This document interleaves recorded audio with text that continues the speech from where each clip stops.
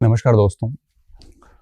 हम आज एनसीईआरटी की सीरीज़ शुरू करने जा रहे हैं और इस सीरीज़ में हम कक्षा 6 से लेकर और कक्षा 12 तक का जो इतिहास का भाग है उसे हम पहले पढ़ेंगे और उसके बाद ठीक लगा तो एनसीईआरटी की ज्योग्राफी और इकोनॉमिक्स के ऊपर भी मैं देखूंगा। बाकी इस पूरे बैच की जो डिटेल है वो एक वीडियो के माध्यम से यूट्यूब पर डाल दी गई है, एप्लीकेशन पे भी डाल दी गई है। तो मैं बहुत अधिक इस पे बात नहीं करूँगा, मैं सिर्फ ये कहूँगा कि एक रजिस्टर मेंटेन कीजिएगा बढ़िया सा, और साथ में डेली जैसी क्लास अपलोड होती है, डेली होती है या एक दो दिन बाद में होती है, तो जैसे समय की सहूलियत रहेगी आप उस क्लास को नोट्स के रूप में साथ साथ में करते रहें, पेंडिंग ना रखें, क्योंकि जितना पेंडिंग रहेगा उतना आपको बाद में भार बढ़ता जाएगा और फिर शायद उदासीनता आ जाएगी और फिर शायद कर भी ना पाओ।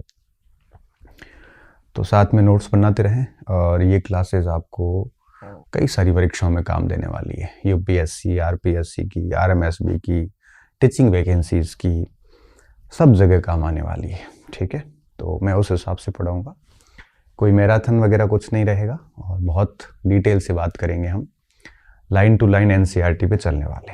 ठीक है, शुरुआत करते हैं कक्षा 6 से। कक्षा 6 में राष्ट्रीय शिक्षा नीति के अनुरूप 2020 की जो राष्ट्रीय शिक्षा नीति आई उसके अनुरूप नई पुस्तक आ गई है जिसका नाम है समाज का अध्ययन, भारत और उसके आगे। और अब इन्होंने छठी क्लास में जो हमारा अतीत और सामाजिक राजनीतिक जीवन और वो जो किताबें थी ना, हमारी पृथ्वी, वो इस साल तो है शायद वो हटा दी गई है या अगले साल हटा दी जाएगी। अभी नई पुस्तक ये है जो राष्ट्रीय शिक्षा नीति 2020 के मानकों के अनुसार है, और इस किताब ने पहले जो चल रही 3 किताबें थी उनको रिप्लेस किया है। ठीक है, इस पुस्तक में टोटल 14 अध्याय हैं, जिनमें से पहले 3 अध्याय भूगोल के हैं, उसके बाद में 5 अध्याय इतिहास के हैं। ठीक है, जिसमें 3 इतिहास के हैं, 2 संस्कृति के हैं, फिर 4 अध्याय राजनीति विज्ञान के हैं, फिर 2 अध्याय अर्थव्यवस्था के हैं, जिसमें इकोनॉमिक एक्टिविटीज और कार्य का महत्व दिया हुआ है। तो एक ही पुस्तक में 5 भाग जो है वो ले लिए गए हैं। ये नई पुस्तक है, मगर हम क्या करेंगे, पहले ये 500 अध्याय पढ़ेंगे, उसके बाद में हमारा अतीत कक्षा 6 वो भी पढ़ लेंगे, क्योंकि मुझे लगता है कि उसमें भी अच्छी चीज़ें हैं, तो वो पढ़ लेंगे, बाद में 7वीं पढ़ लेंगे, फिर 8वीं, इस हिसाब से चलते रहेंगे। ठीक है, तो शुरुआत करते हैं। इसका जो पहला टॉपिक है वो है timeline of history and sources. ठीक है, इतिहास की समय रेखा और उसके स्रोत। और आपको पता है कि हिस्ट्री जो है उसको समझने से पहले हमें थोड़ी टाइमलाइन समझनी पड़ती है, क्योंकि इतिहास है क्या, बेसिकली अतीत की घटनाओं का क्रमबद्ध विवरण ही तो इतिहास है। तो ऐसी स्थिति में उसका टाइमलाइन को ठीक तरीके से समझना बहुत ज़्यादा ज़रूरी होता है।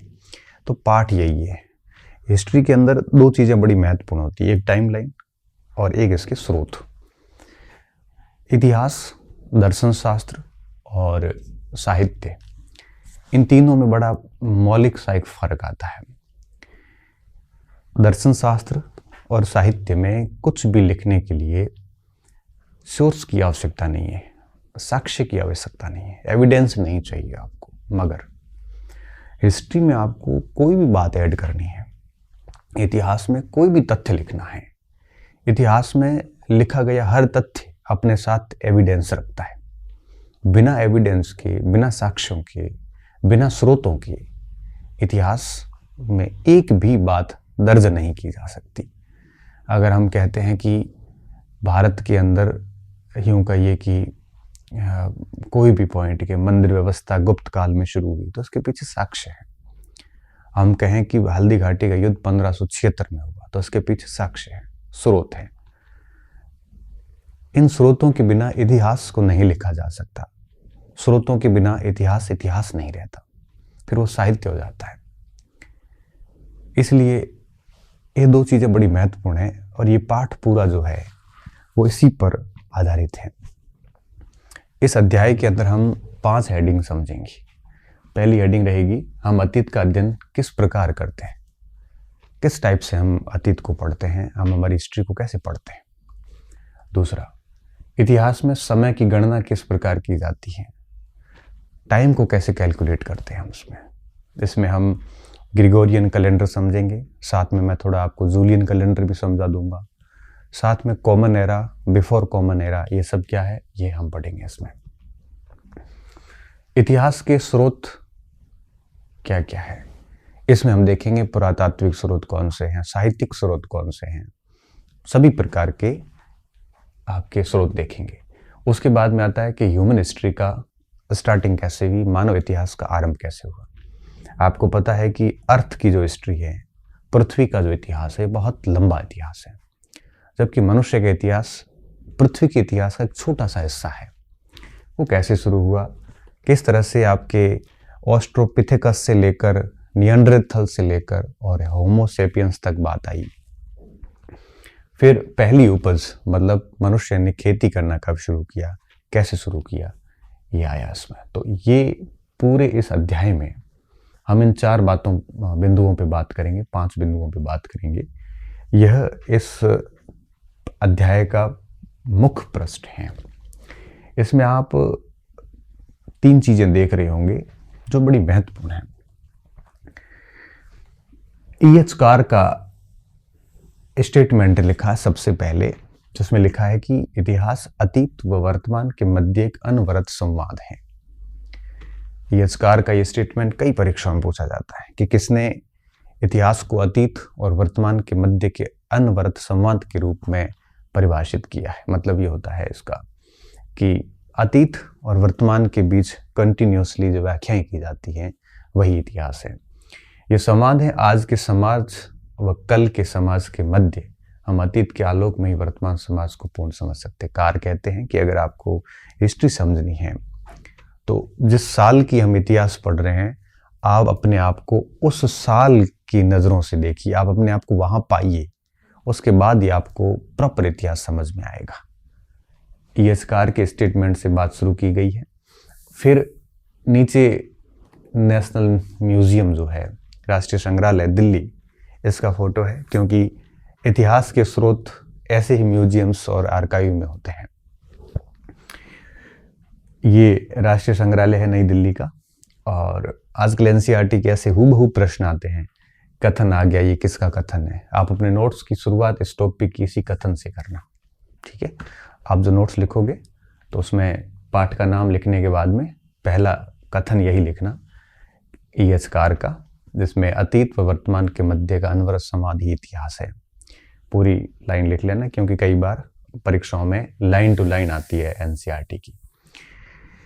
फिर कुछ प्रश्न छोड़े एनसीईआरटी ने, हम ऐतिहासिक काल की गणना किस प्रकार करते हैं, इतिहास को समझने के स्रोत क्या है, ये वही प्रश्न है जो इन हेडिंग्स में हमें उनके उत्तर तलाशने हैं, ठीक है। तो अब हम सबसे पहले आते हैं, ये आप लिख लेना बढ़िया तरीके से, क्योंकि ये थोड़ी काम की विषय वस्तु है ना। ये लिख लेना आप, ये लिख लेना, ठीक है।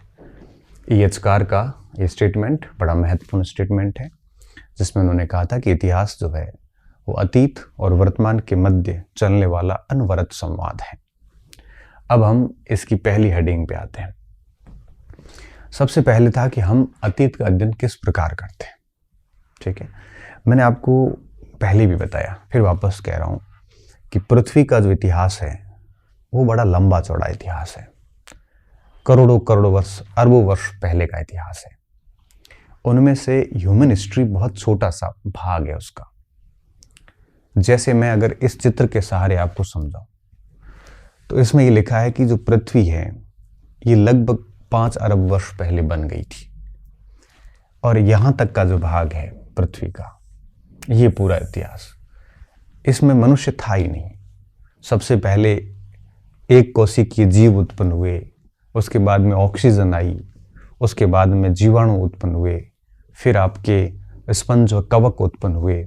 ऐसे करते करते अरबों वर्ष पहले तक पृथ्वी पर कोई जीव नहीं था, मतलब मनुष्य जीव नहीं था, मानव नहीं था, मानव का हिस्ट्री शुरू नहीं हुई थी तब तक। उसके बाद में करोड़ों साल पहले तक क्या स्थिति बनती है, फिर प्रवाल, मछली, अभयचर, शार्क, सरीसृप, पक्षी, फूल, मधुमक्खियाँ, और ये सारे सारे करोड़ों वर्ष पहले उत्पन्न हुए। अब तक ह्यूमन हिस्ट्री स्टार्ट नहीं हुई। हम जब पौराणिक इतिहास पढ़ते हैं भारत का, तो विष्णु के जब 10 अवतार पढ़ते हैं तो आप देखोगे तो विष्णु के 10 अवतार मनुष्य की यात्रा को दर्शाते हैं। कैसे? जैसे अगर आप लोगे, अगर आप उन अवतारों को पढ़ोगे तो पाओगे कि सबसे पहले जलीय जीव उत्पन्न हुए, तो विष्णु का अवतार जलीय जीव था स्टार्टिंग में। उसके बाद में अभयचर बने, जो जल और थल दोनों में रह सकते थे, वही उसके साथ हुआ। उसके साथ बाद में मनुष्य अवतार शुरू हुए, लेकिन पूर्ण मानव नहीं था। कभी दानव छोटे रूप में था, दैत्य रूप में, कभी धीरे धीरे अविकसित मानव, और करते करते लास्ट में मानव का विकसित रूप सामने आया। तो विष्णु के 10 अवतार हैं, हम आगे पढ़ेंगे, और हमने उसको डिटेल में फर्स्ट ग्रेड बैच में पढ़ा है, या मैं उस बात पे नहीं जाऊंगा।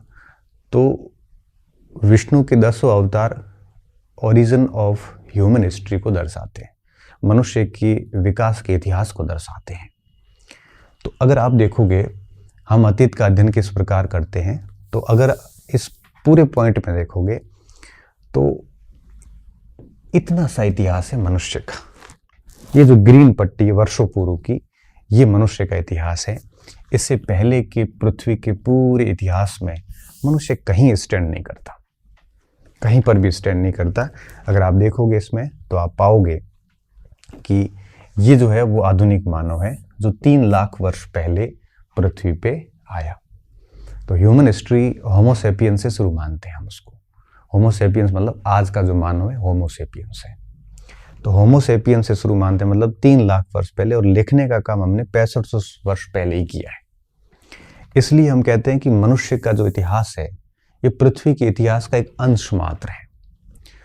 एक प्रथम कोशिक जीवों से लेकर पृथ्वी की उत्पत्ति के बाद प्रथम कोशिक ये जीव उत्पन्न हुए, फिर ऑक्सीजन, फिर जीवाणु, फिर इस तरह से धीरे धीरे बहुत लेट जाके मनुष्य की उत्पत्ति जो है वो होती है। तो हम अतीत का अध्ययन किस प्रकार करते हैं? हम अतीत का अध्ययन जो है वो आपके पूरी पृथ्वी का करते हैं, और पृथ्वी में भी उसके बाद अंत में हम है वो मानव के इतिहास पे आ जाते हैं। तो इस बात को हम है वो थोड़ा सा शॉर्ट में लिखेंगे, क्योंकि ज़्यादा इसमें कुछ है नहीं, और बहुत अधिक इसमें लिखने की आवश्यकता नहीं, क्योंकि आगे की जो चीज़ें हैं वो ज़्यादा जो है वो महत्वपूर्ण आने वाली है। ठीक है, तो इसमें आपको पहला पॉइंट क्या डालना है? पृथ्वी के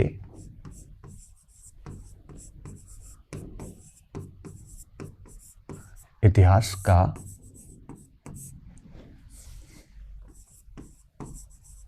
एक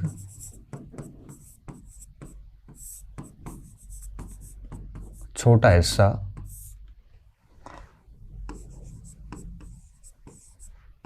मानव का इतिहास है।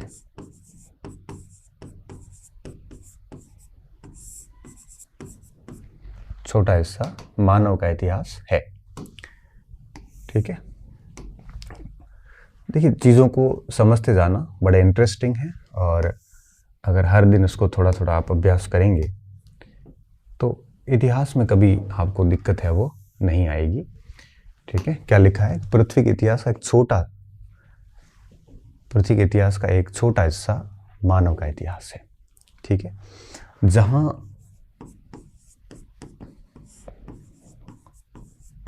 अरबों वर्ष पूर्व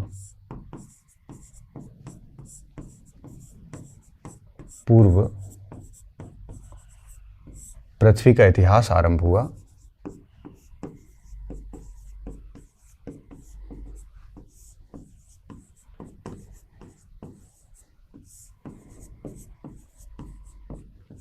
जिसमें क्रमशः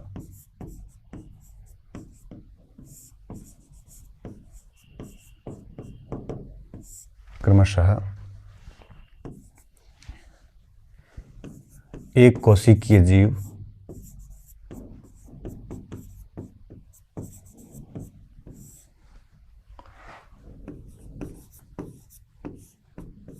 O2, उसके बाद में जीवाणु, उसके बाद में आपके कवक,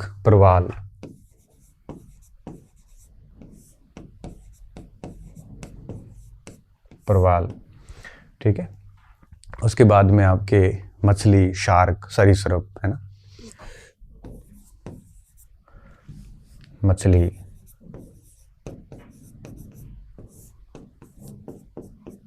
शार्क, अभयचर जीव,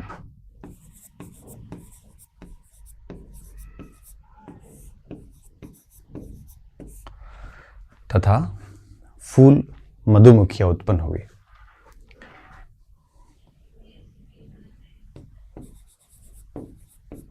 फूल व मधुमक्खियां उत्पन्न हुई।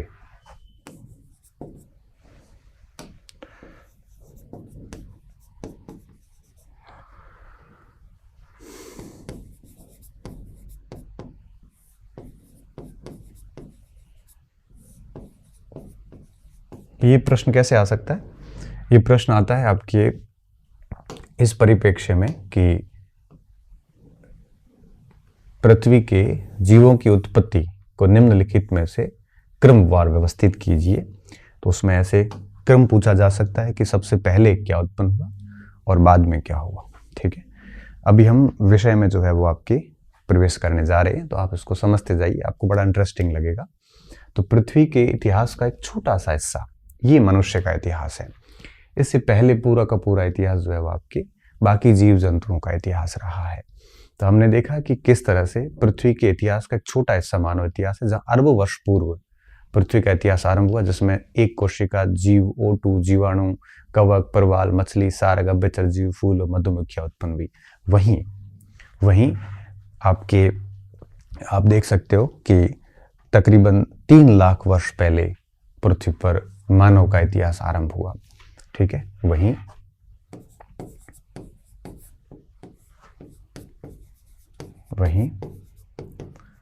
तकरीबन 3 लाख वर्ष पहले मानव का इतिहास आरंभ हुआ। ये होमो सेपियंस को अपन आगे हेडिंग से समझेंगे, ठीक है ना।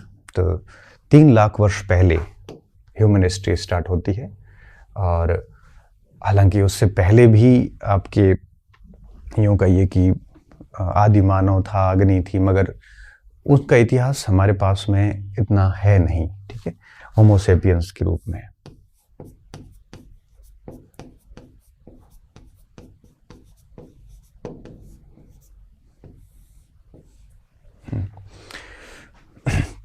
और लेखन कला का विकास तो बहुत बाद में हुआ।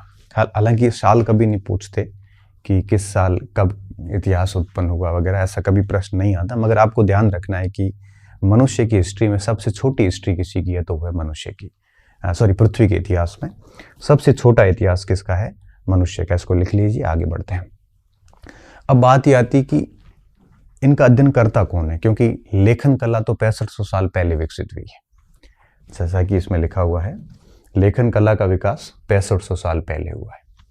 तो सीधी सी बात है, जब लेखन कला 6500 साल वर्ष पहले आई है, तो इनका अध्ययन करते कैसे हैं? तो इनका अध्ययन करने के लिए 4 मेन शाखाएं काम करती है। एक जियोलॉजी काम करती है। जियोलॉजी क्या करती है? भूगर्भ के अंदर की जो बातें हैं उनका स्टडी करती है, जैसे चट्टानों का अध्ययन करना हो, मिट्टी का अध्ययन करना हो, पत्थरों का अध्ययन करना हो, चाहे वो आपके पहाड़, पर्वत, नदियाँ, महासागर, इनके अध्ययन करने का काम कौन करता है? भूविज्ञानी। दूसरे आते हैं आपके पैलियो आर्कियोलॉजिस्ट। ये जियोलॉजिस्ट थे, ये पैलियो आर्कियोलॉजिस्ट थे। ये क्या होते हैं कि पृथ्वी की जो भू परतें हैं, इन परतों के बीच में कई सारे जीव जंतु के पद चिन्ह, पत्ते, पेड़ पौधे, इनके पत्तियां वगैरह अंदर दबी हुई होती है, उन्हें हम जीवाश्म कहते हैं। जिसमें जीव और अश्म, अश्म का मतलब होता है पत्थर। तो जीवों के जो अवशेष पत्थर का रूप ले लेते हैं, या जीवों के अवशेष जो पत्थरों के साथ होते हैं, मिट्टी के रूप में होते हैं, शिलाओं के बीच में होते हैं, उन्हें हम जीवाश्म कहते हैं। इन जीवाश्मों का अध्ययन करने वाले जो जीवाश्म विज्ञानी हैं, जिसे अपन पैलियो आर्कियोलॉजिस्ट कहते हैं, ये जीवाश्मों का अध्ययन करते हैं, क्योंकि लिखने की कला का जो विकास हुआ, लेखन कला का, इससे पहले अध्ययन की एक प्रमुख जो आधार था, प्रमुख सामग्री जो थी, वो थी जीवाश्म विज्ञान। तो इसका तीसरा आता है मानव विज्ञान, जैसे एंथ्रोपोलॉजिस्ट कहते हैं। ये क्या करते हैं, ये मनुष्य के आपके विकास को बताते हैं, मनुष्य के अंदर उसके शारीरिक विशेषताएं कौन सी होती है उसको बताते हैं, पुरानी विशेषता नई विशेषताओं के बीच अंतर को करते हैं, साथ में आपके मानव समाज और संस्कृतियों का अतीत से लेकर वर्तमान तक का इनका आपस में तुलनात्मक रूप से अध्ययन करने का काम करते हैं। उसके बाद में आते हैं आर्कियोलॉजिस्ट, पुरातत्वविद। पुरातत्वविद क्या करते हैं, इनमें और इनमें फर्क है। देखो, पहली आर्कियोलॉजिस्ट जीवों का अध्ययन करते हैं, जीवाश्म अध्ययन करते हैं। पुरातत्वविद आपके पुरातात्विक जो सामग्री है, चाहे वो आपके यूं कहिए कि कोई महल हो गया, भवन हो गए, मृदभांड हो गए, शिलाएं हो गई, और जितनी भी कलाकारी जो मनुष्य ने की है, मन के मूर्तियां, मृदभांड, ये सारे अध्ययन कौन करते हैं, आर्कियोलॉजिस्ट करते हैं। तो इनको आपको थोड़ा सा ध्यान रखना है। तो ये चारों लोग मिलकर अतीत का अध्ययन है वो करते हैं। किस प्रकार करते हैं, देखो, तो ये तो हो गया अतीत के बारे में थोड़ा सा। फिर आपको ये ध्यान रखना है कि अतीत के अध्ययन में इनका महत्वपूर्ण योगदान है। ठीक है, जैसे भूविज्ञानी, अब मैं इसकी हेडिंग दे देता हूं,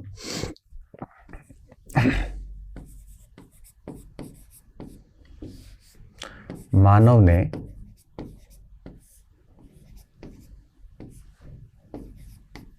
लेखन कला का विकास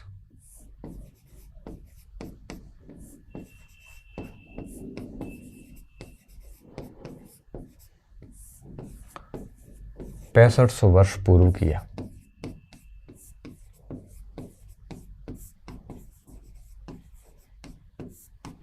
ठीक है, क्योंकि लेखन कला जो होती है ना, अगर लेखन कला से सारी चीजें लिखी हुई मिल जाती तब तो कोई दिक्कत वाली बात नहीं है।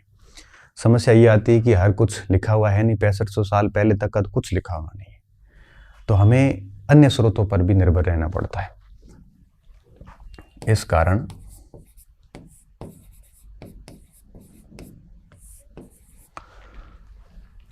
कारण अतीत के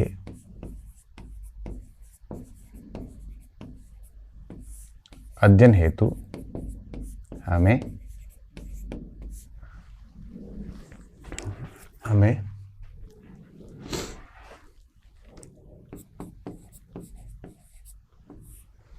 निम्न शाखाओं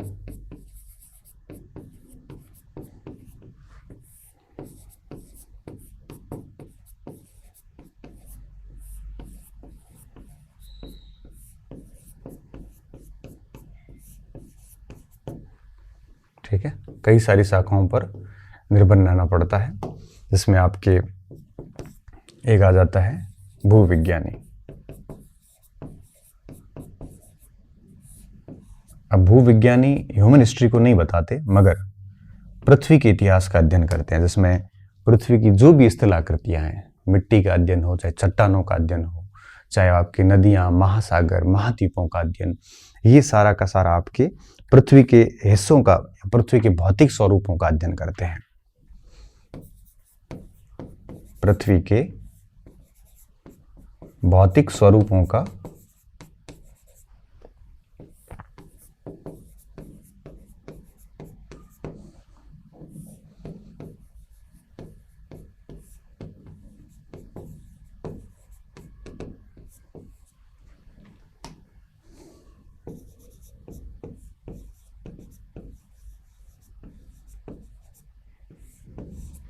तो भूविज्ञानी पृथ्वी का इतिहास बताते हैं। उसके बाद में आते हैं जीवाश्म विज्ञानी।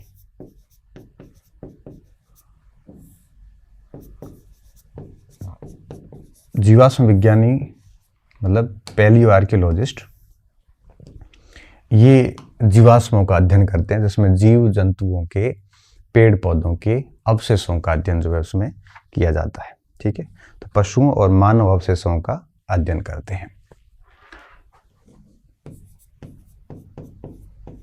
पशुओं, मानव पेड़ पौधों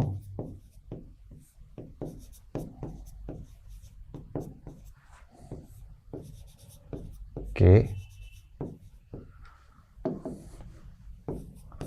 करोड़ों वर्ष पूर्व के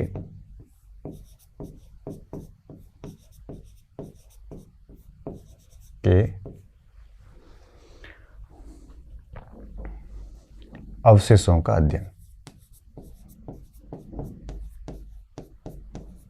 अवशेषों का अध्ययन करते हैं।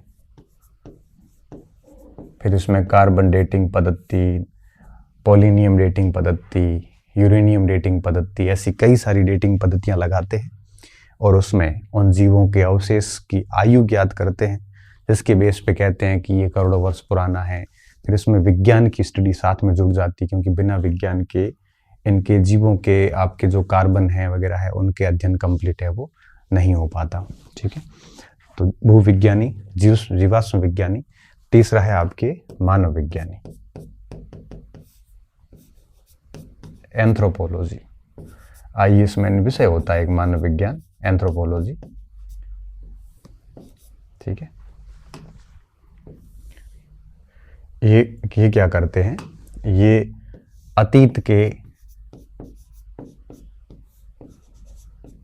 मानव व समाज का वर्तमान के मानव और समाज की मध्य का अध्ययन करते हैं, स्टडी करते हैं कि किस तरह से इवोल्यूशन जो है वो हुआ था। ठीक है, तो मानव समाज संस्कृतियों का अतीत से लेकर मानव समाज,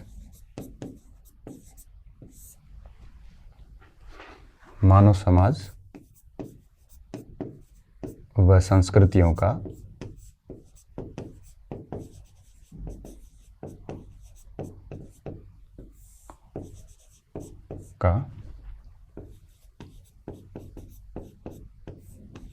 अतीत से लेकर वर्तमान तक का अध्ययन।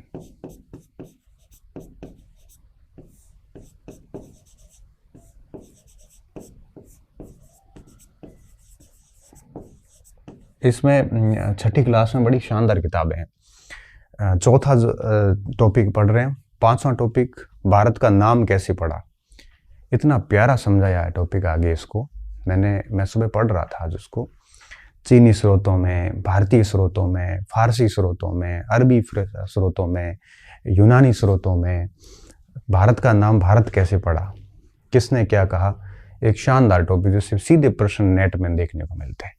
ये तो पहला पार्ट तो ठीक है, एक नॉर्मल जनरल अंडरस्टैंडिंग का है, लेकिन जो सेकंड टॉपिक है, सेकंड, थर्ड, फोर्थ, वो टॉपिक बड़े शानदार है।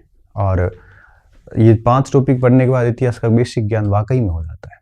अभी नेट के मैं प्रश्न देख रहा था, तो नेट के 2 प्रश्न छठी कक्षा के 5वें अध्याय से आए हुए थे। तब मुझे लगा कि वाकई में एनसीईआरटी का एक अच्छा इम्पोर्टेंस है। और आगे जितने भी आपके केवी के पेपर, ईएमआरएस के पेपर, L2 का पेपर, इनमें तो इसका गजब रोल रहता है। ठीक है ना, तो एक एक लाइन मैं इसलिए बता रहा हूँ ताकि ये पॉइंट आपके काम आ सके। वर्तमान तक का अध्ययन। उसके बाद में आता है पुरातत्व विज्ञानी।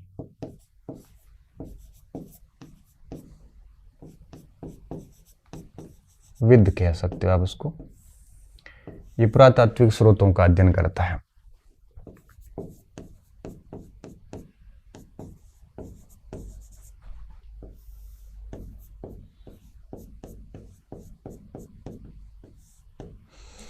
मृदभांड हो गए,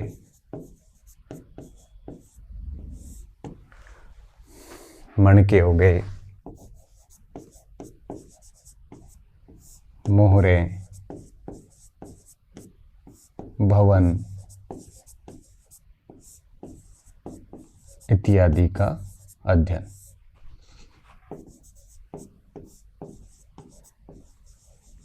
ये शाखाएं मिलकर यूँ समझ लीजिए कि अतीत के अध्ययन में योगदान देती है। तो आपको ये चारों शाखाएं याद रखनी। ये परीक्षा में ऐसे सुमिलित करों में आ सकती है कि जियोलॉजिस्ट, पैलियो आर्कियोलॉजिस्ट, आर्कियोलॉजिस्ट और एंथ्रोपोलॉजिस्ट, चारों को ऐसे सुमिलित करों में प्रश्न दिया जा सकता है। जीवाश्म किसे कहते हैं? तब आप कहोगे पशुओं, मानव और पेड़ पौधों के करोड़ों वर्ष पूर्व के अवशेष जीवाश्म कहलाते हैं। इनका अध्ययन कौन करता है? पैलियो आर्कियोलॉजिस्ट करते हैं। ठीक है, पुरातत्व का भी हो गया, मानव विज्ञान का हो गया। ठीक है, तो देखिए ये पहला बिंदु था कि हम अतीत का अध्ययन किस प्रकार करते हैं।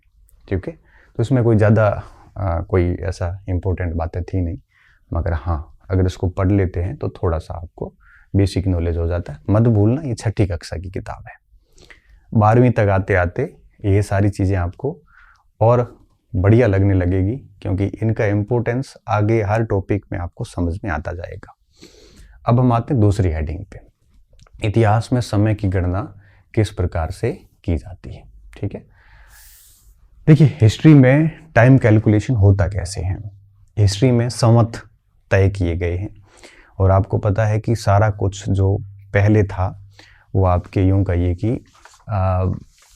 मैं आपको बता देता हूं कि भारत के इतिहास के अंदर पहले संवत शुरू कैसे होते थे। जब कोई राजा राज्याभिषेक करता था, जैसे हर्षवर्धन ने अपना राज्याभिषेक किया, तो उसी दिन से नया संवत शुरू हो जाता था।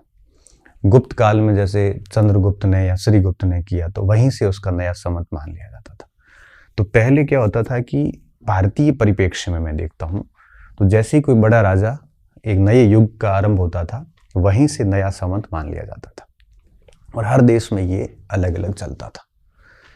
फिर धीरे धीरे 46 BCE में 46 BCE में बिफोर कॉमन एरा, ये क्या है इसको अपन आगे समझेंगे, में जूलियन कैलेंडर शुरू हुआ। जूलियन कैलेंडर शुरू किया गया था, जो लंबे समय तक चला, और 1582 में इसको रिप्लेस किया, जूलियन कैलेंडर को ग्रेगोरियन कैलेंडर के। ये जॉर्ज ग्रेगरी 8 के द्वारा, पोप के द्वारा शुरू किया गया था।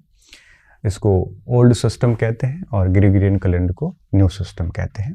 ये चला, तो 1582 के अंदर ग्रेगोरियन कैलेंडर आ गया।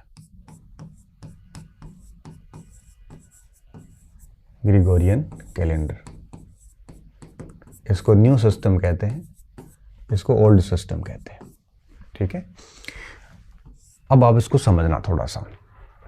अभी जो इतिहास के समय की गणना है, पहले क्या था?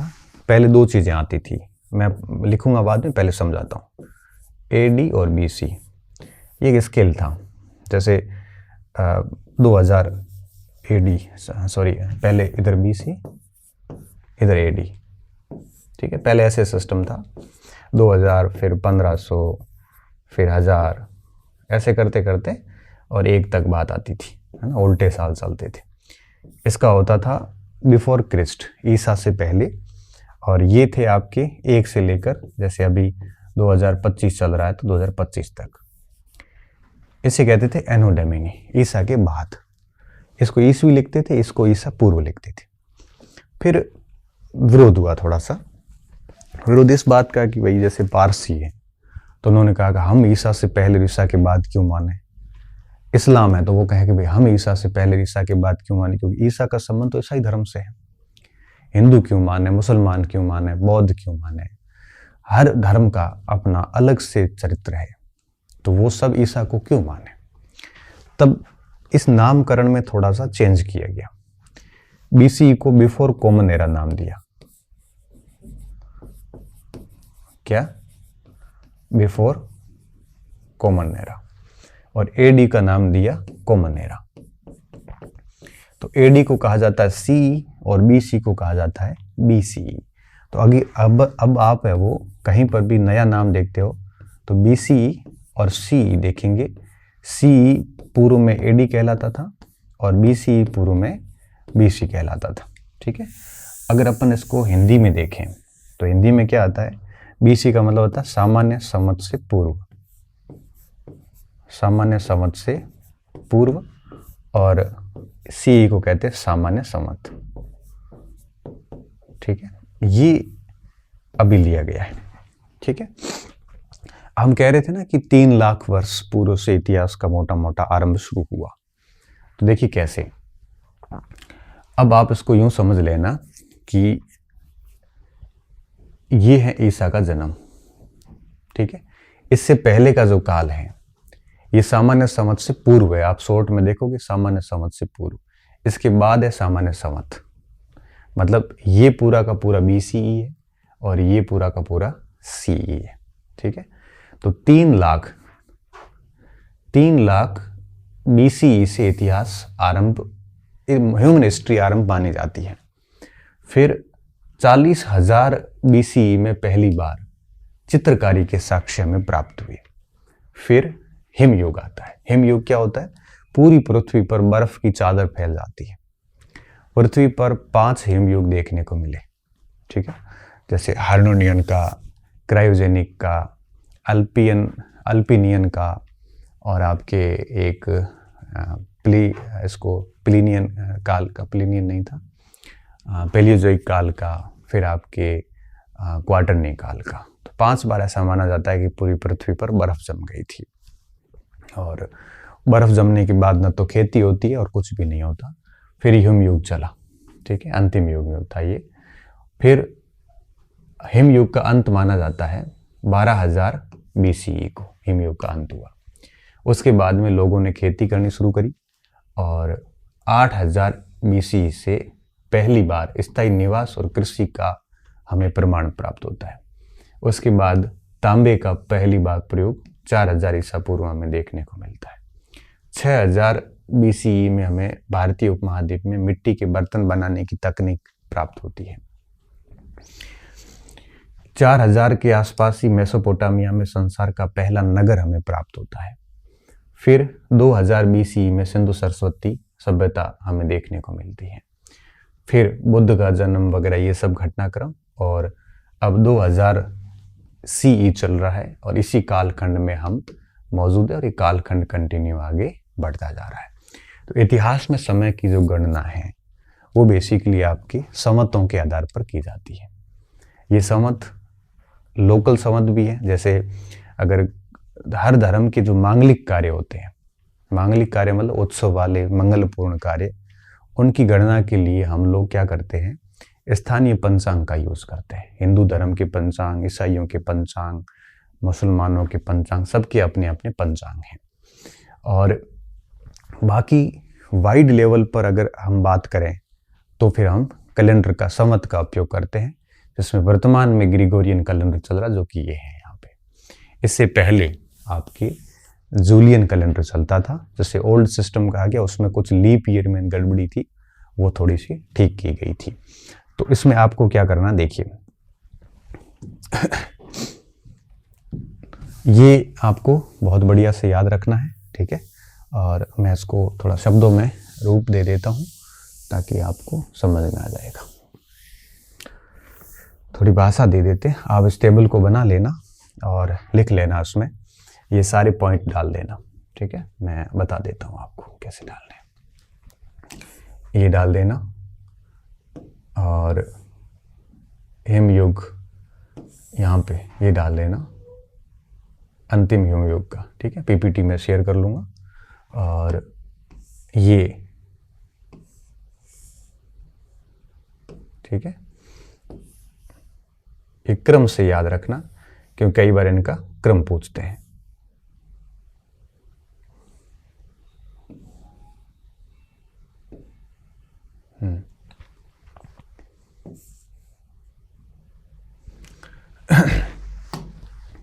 ठीक है, तो ये मेन घटनाएं हैं जो आपको बढ़िया से समझनी है, बढ़िया से आपको याद रखनी है।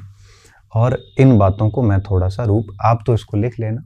और अब हम अगले बिंदु पे आते हैं कि किस प्रकार समय की गणना की जाती है।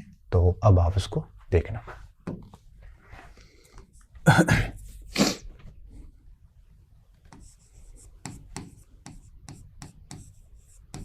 मांगलिक कार्यों हेतु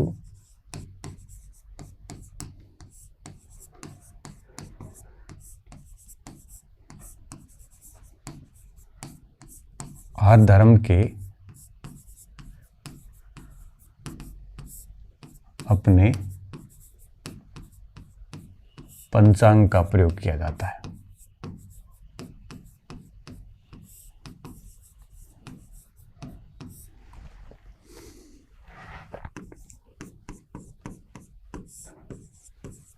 ठीक है, जैसे हिंदू धर्म में आपको पता है विक्रमी संवत का यूज किया जाता है, ये मांगलिक कार्यों के लिए है ना। मांगलिक कार्यों का सीधा सा मतलब ये होता है कि हमारे जो उत्सव वगैरह होते हैं उनकी गणना के लिए हमने, हर धर्म ने अपना अपना एक स्थानीय कैलेंडर जो है वो बना रखा है। वो सिर्फ और सिर्फ मांगलिक कार्यों के लिए काम आता है। और इसके अलावा बाकी अगर आप बात करोगे सामान्य तौर पे, तो वर्तमान में ग्रिगोरियन कैलेंडर का प्रयोग किया जाता है। वहीं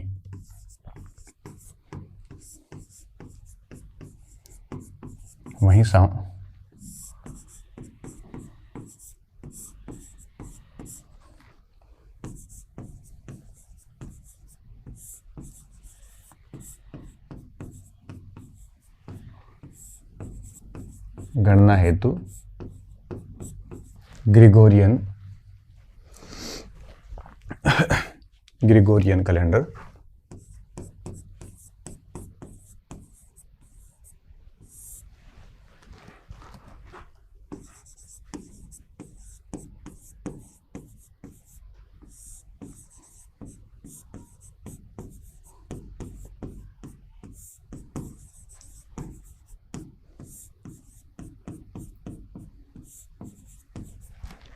ठीक है। तो सामान्य समय की गणना के लिए ग्रिगोरियन कैलेंडर का प्रयोग किया जाता है। ठीक है, अगर मैं इस कैलेंडर की बात करूं तो इस कैलेंडर की खास बात क्या है, यह पोप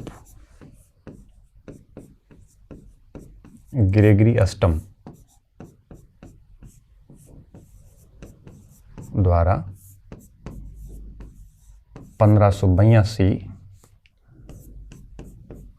सीई में लागू किया गया था। ठीक है, इसने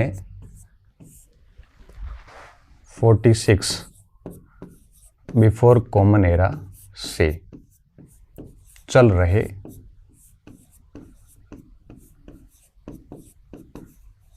जूलियन कैलेंडर का स्थान लिया था। जूलियन सीजर का कैलेंडर था।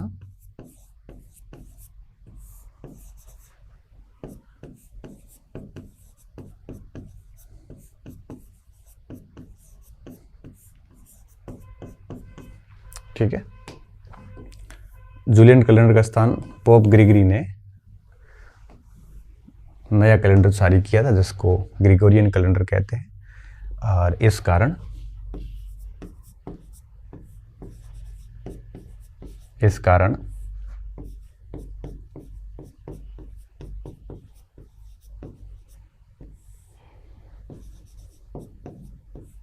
ग्रिगोरियन को न्यू सिस्टम व जूलियन को ओल्ड सिस्टम कहा जाता है। ऐसे OS और NS लिखा जाता है।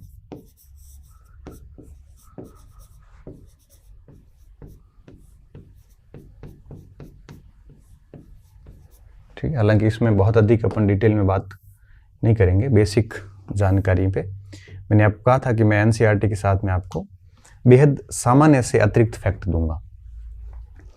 तो ये यूं कहिए कि सामान्य सा अतिरिक्त फैक्ट है, ये NCERT में नहीं है, मैंने थोड़ा मेरी तरफ से इसको ऐड किया है।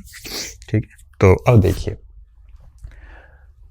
अब ग्रिगोरियन कैलेंडर के अंदर पूर्व में AD और BC का प्रयोग होता था, जो वर्तमान में CE और BCE का प्रयोग होता है।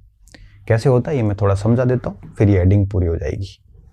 अब बहुत अधिक नहीं बचा, ये पार्ट बहुत छोटा सा पार्ट है, लेकिन पहला अध्याय है तो थोड़ा सा मुझे उस हिसाब से करना पड़ रहा है।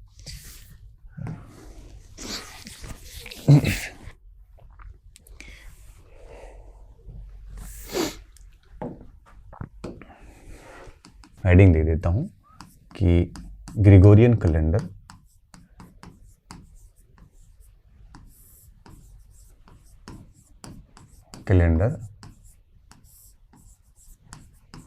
कैसे कार्य करता है।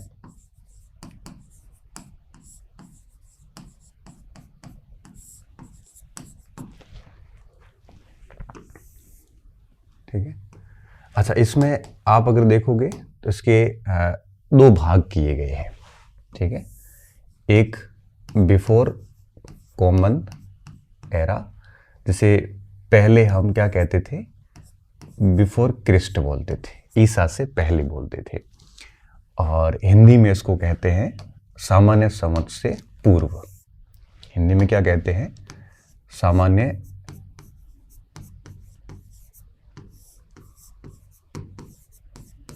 संवत से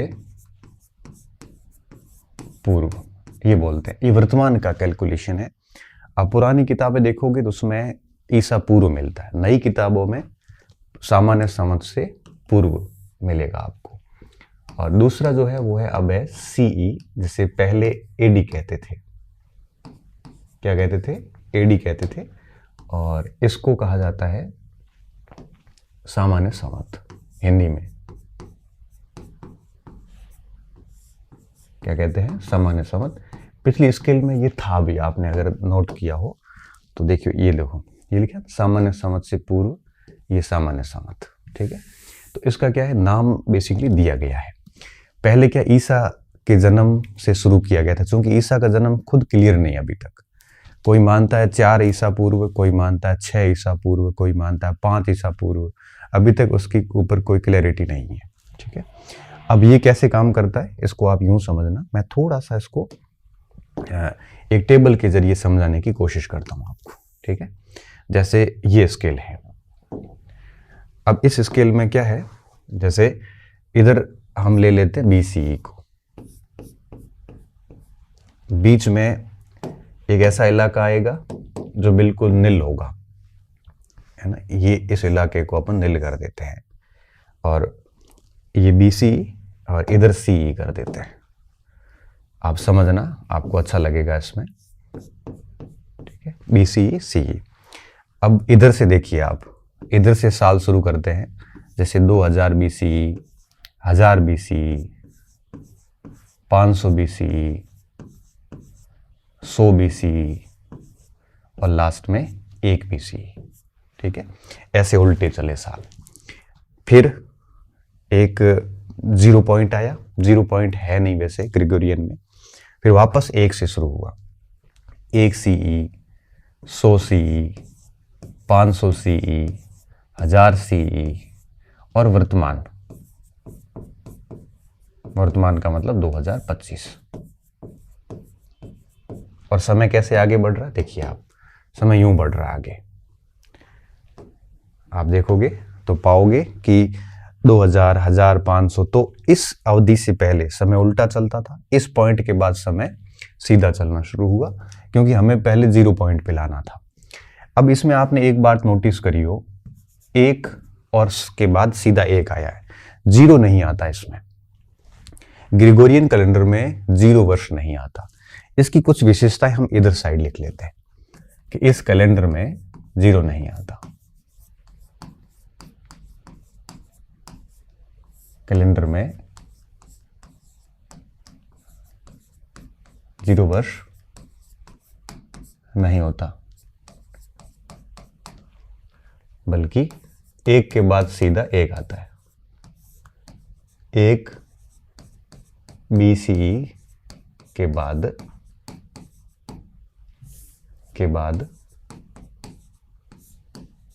1 CE आता है,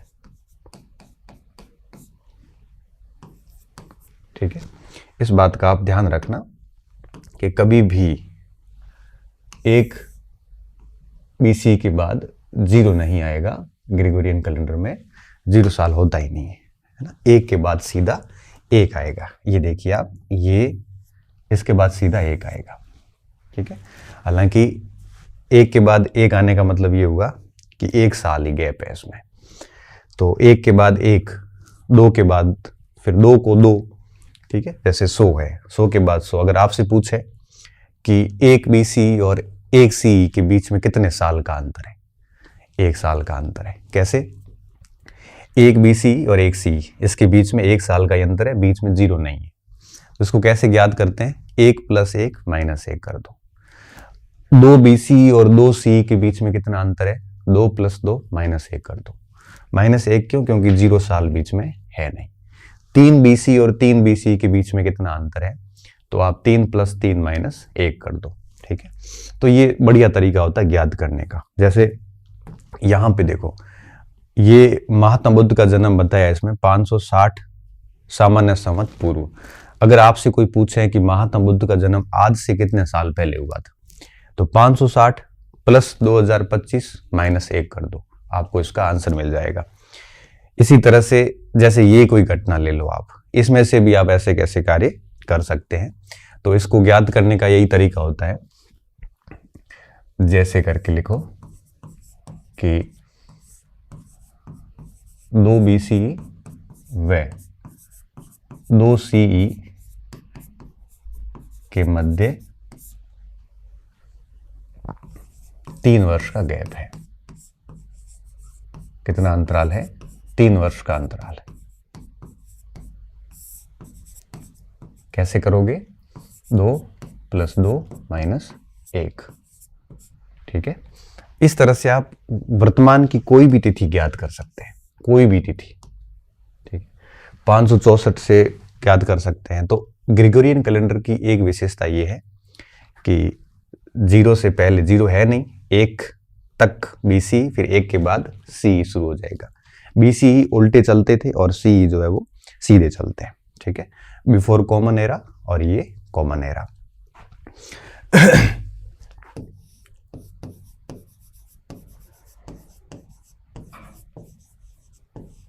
और ये इसके आगे आप बिफोर कर देना।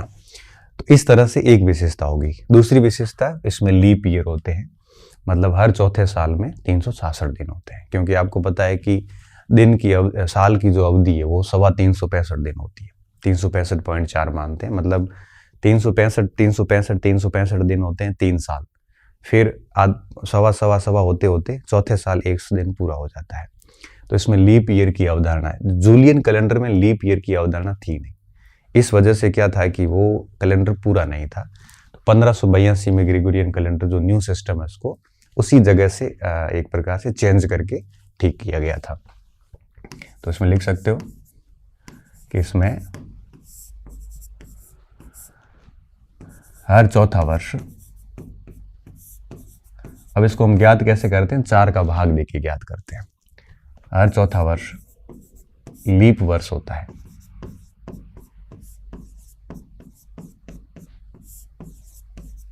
ठीक है। हर चौथा वर्ष लीप वर्ष होता है, जिसमें 66 दिन होते हैं। और ये दिन बढ़ता कौन से महीने में? फरवरी महीने में बढ़ा देते हैं, ठीक है। लीप ईयर भी होता है, लीप शताब्दी भी होती है इसमें, ठीक है। जैसे जिसमें आपके 400 का भाग जाता हो उसे हम लीप शताब्दी कहते हैं। और इसमें जैसे 400 से जो भी विभाजित होगा उसको आप क्या कहेंगे? उसको आप शताब्दी वर्ष कह सकते हो। लीप शताब्दी भी होती है इसमें, 400 से डिवाइड होने पर।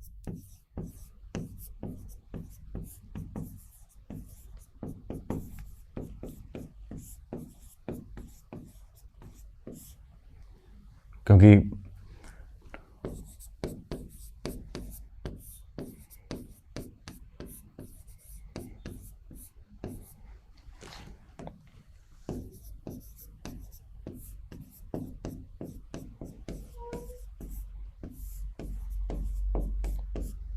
ठीक है, ये कोई ज़्यादा जानने की जरूरत नहीं, गणित में अपने आप रीजनिंग में आप करते रहोगे, बट इतना ध्यान रखना कि चौथा वर्ष लीप वर्ष होता है, ठीक है। इसकी बड़ी इकाइयाँ भी होती है, जैसे शताब्दी है। शताब्दी 100 वर्ष का समुच्चय कहलाती है। सेंचुरी बोलते हैं, मिलेनियम बोलते हैं, सहस्त्राब्दी जो 1000 वर्ष का समुच्चय होती है, ठीक है। इसमें शताब्दी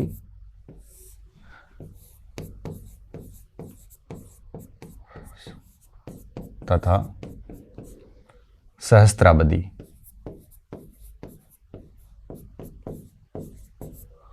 सहस्त्राब्दी मतलब 1000 वर्ष,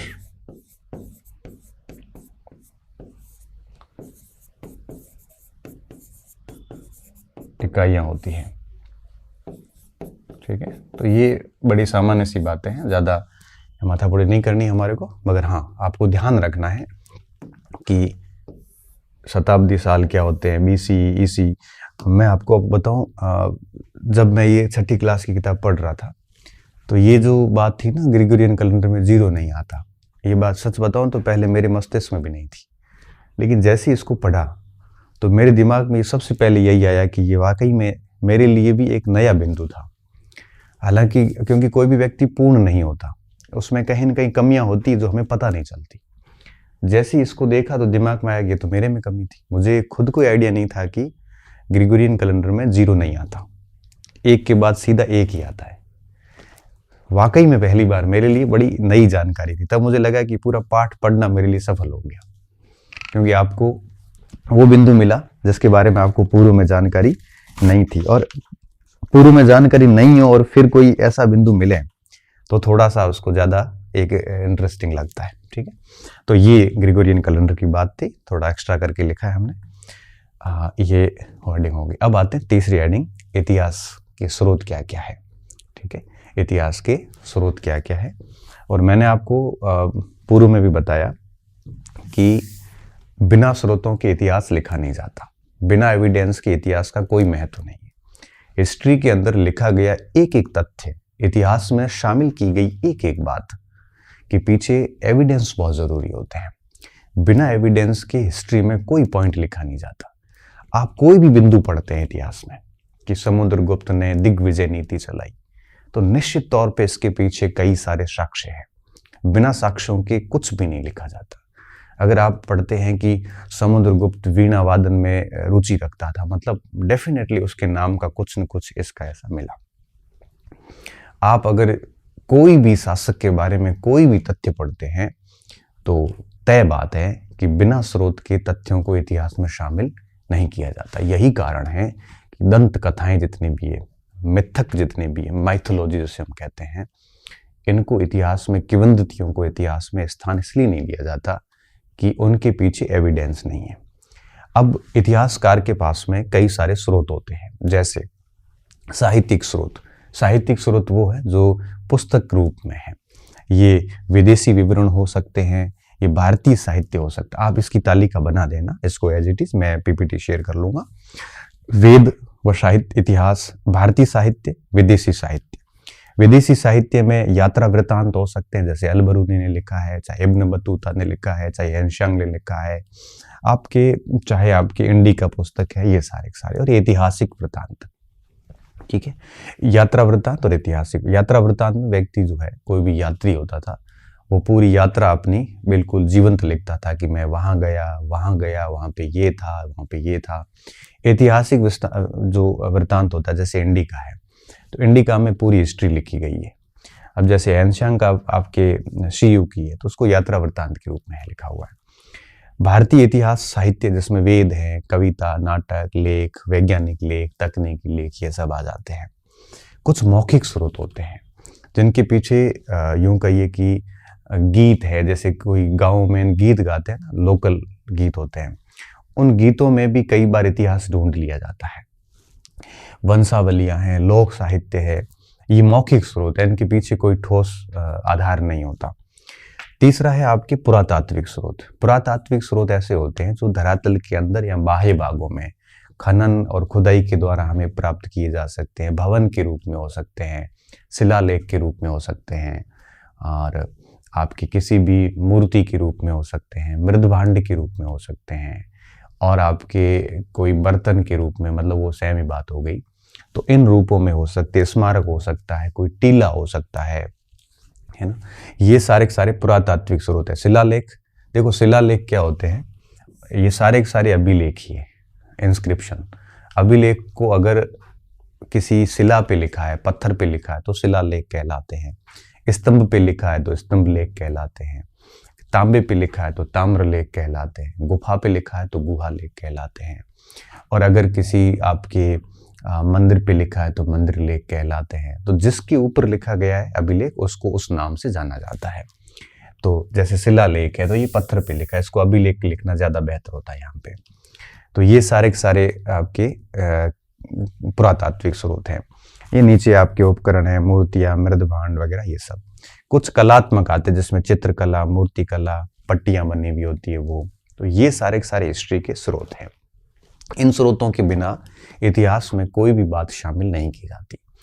अब इन स्रोतों की स्टडी करने का जो काम है वो होता है इतिहासकार का। इतिहासकार इन स्रोतों की स्टडी करता है, एक से अधिक स्रोतों की स्टडी करता है। जैसे वैदिक सभ्यता की बात करें तो वैदिक सभ्यता का विवरण हमें वेदों से प्राप्त होता है और वेद साहित्यिक स्रोत है। इसको प्रमाणित करने के लिए हम उन क्षेत्रों में खुदाई भी करेंगे ताकि कोई पुरातात्विक स्रोत मिल जाए। इतिहासकार क्रॉस चेकिंग भी करता है। जैसे अलाउद्दीन खिलजी के बारे में बात कर रहा है तो अलाउद्दीन खिलजी के समकालिक जितने भी इतिहासकार हुए, जितनी भी पुस्तकें लिखी गई, उन सब की वो स्टडी करता है और सबकी स्टडी करने के बाद में एक निष्कर्ष लिखता है। कई बार तो स्रोतों में समान बातें आती, कई बार समान बातें नहीं आती, स्रोतों में अलग अलग बातें आ जाती है। तो ऐसी स्थिति में इतिहासकार को निर्णायक की भूमिका में आना पड़ता है, निर्णय करना पड़ता है कि सही क्या है, और इस प्रकार वो इतिहास का पुनर्निर्माण करता है। इतिहासकार इतिहास लेखन में अपने साथ साथ में पुरातत्वविदों का यूज करता है, पुरातत्वविदों का उपयोग में लेता है, वैज्ञानिकों का लेता है। वैज्ञानिकों का क्यों? क्योंकि जैसे कार्बन डेटिंग पद्धति का उपयोग करना हो, उस समय की जलवायु का अध्ययन करना हो, आनुवांशिकी का अध्ययन करना हो, क्योंकि जैसे कई बार आता है ना कि आर्यों के जो कुछ हड्डियां मिली हैं, अभी कुछ जो शव मिले हैं, आपके कंकाल तंत्र मिले हैं, तो कंकाल तंत्र के अंदर उसकी लेबोरेटरी की जाती है, उसमें पता चलता है कि इसके गुण कैसे हैं। अभी आया था ना कि आर्य बाहर से नहीं आए थे बल्कि भारत के ही थे, उनकी हड्डियों में आनुवांशिकता के जो गुण हैं वो भारतीयों के गुण हैं। तो इसमें साइंस का उपयोग हो जाता है। उस समय की जलवायु की स्टडी के लिए साइंस का उपयोग हो जाता है।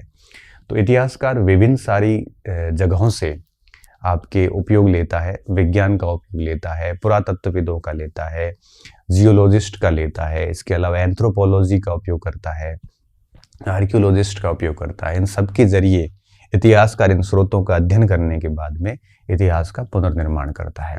और जब स्रोतों में समानता होती है तब तो दिक्कत नहीं है, लेकिन स्रोतों में जैसे ही टकराहट होती है तब इतिहास को निर्णायक की भूमिका में आना पड़ता है। इसलिए कहते हैं ना कि इतिहासकार जब किसी विचारधारा से ग्रसित होता है तो इतिहास लेखन में भी वो पूर्वाग्रह आ जाता है। इतिहासकार को वस्तुनिष्ठ होना चाहिए, इतिहासकार को तटस्थ होना चाहिए, इतिहासकार को एक प्रकार से किसी भी विचारधारा की तरह जुड़ा हुआ, उनसे इंक्लाइंड नहीं होना चाहिए। अगर वो होता है तो फिर वो निर्णायक होने के बाद वो ऐसा निर्णय करेगा कि इतिहास को अपनी दृष्टि से लिखेगा। अब जैसे कहते हैं कम्युनिस्ट हिस्टोरियंस हैं, या फिर कोई नेशनलिस्ट हिस्टोरियंस हैं, या सबऑल्टर्न हैं, मार्क्सिस्ट हैं। अब ये हिस्टोरियन आइडियोलॉजी से जुड़े हुए हैं, फिर ये जब लिखते हैं तो ये अपनी आइडियोलॉजी से लिखते हैं। जब निर्णय की स्थिति आती है तब वो अपने विचार डाल देते हैं। कहते हैं ना कि जब औरंगजेब का इतिहास लिखा गया तो जब जदुनाथ सरकार साहब ने लिखा तो उन्होंने औरंगजेब के वे तथ्य उठाए जो औरंगजेब को खलनायक सिद्ध करते हो। तो उन्होंने नेशनलिस्ट अप्रोच से लिखा और औरंगजेब को गजब तरीके से खलनायक सिद्ध किया। जब फारूकी इतिहास लिख रहे थे उसी औरंगजेब का, तो उन्होंने वो तथ्य उठाए जो औरंगजेब को एक नायक सिद्ध करते हो, और फारूकी ने जो औरंगजेब के पे लिखा तो औरंगजेब ने और फारूकी ने औरंगजेब को भगवान सिद्ध कर दिया। एक ही व्यक्ति है और दो अलग इतिहासकार है, दोनों की अलग आइडियोलॉजी है, दोनों के तथ्य प्रमाणिक है। तो एक ने उसको भगवान सिद्ध किया, एक ने उसको खलनायक सिद्ध किया। इसलिए कहते हैं कि इतिहासकार निर्णायक होता है। अगर वो किसी आइडियोलॉजी से ग्रसित है तो बड़ी गड़बड़ बात है। ऐसा आरसी मजूमदार भी कहते हैं कि इतिहासकार जो है अतियों से बचना चाहिए। उसने कहा था कि मैं जे.एस. मील और उनकी भी आलोचना करता हूं, क्योंकि उन्होंने साम्राज्यवादी इतिहासकार में भारतीय अतीत और गौरव को बहुत कलुषित करने का प्रयास किया। उसने कहा कि मैं के.पी. जायसवाल का भी खिलाफ हूं, क्योंकि उन्होंने बहुत अत्यधिक लिखते हुए बहुत ज़्यादा अतीत के गौरव को एक प्रकार से बढ़ा चढ़ा के अतिशयोक्तिपूर्ण तरीके से प्रस्तुत किया है। क्योंकि वो आरसी मजूमदार नेशनलिस्ट हिस्टोरियंस थे, उसके बावजूद भी उन्होंने दोनों अतियों का विरोध किया था। तो यहाँ पे हिस्टोरियंस की जो भूमिका है वो बड़ी निर्णायक की भूमिका होती है, और ये जासूस नहीं है, ये निर्णायक की भूमिका है, जिसमें स्रोतों में टकराव होने पर इतिहासकार डिसाइड करता है कि उसको उसमें क्या लिखना है। ठीक है, और वो वही लिखता है जो उसको लगता है कि ज्यादा सत्य क्या हो सकता है, इस प्रकार से। ठीक है, तो इसको हम थोड़ा सा 2-4 पॉइंट लिख लेते हैं, उसके बाद में हम अगली हेडिंग पे चलेंगे। ठीक है, फिर हमारा ये लेक्चर हम 2 पार्ट में कर लेते हैं, एक आधा घंटे का पार्ट बाद में कर लेंगे। ठीक है,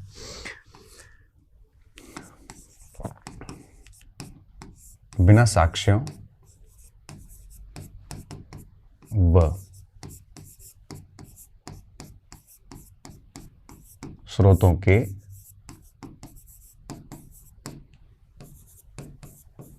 इतिहास में किसी भी तथ्य को स्थान नहीं दिया जाता।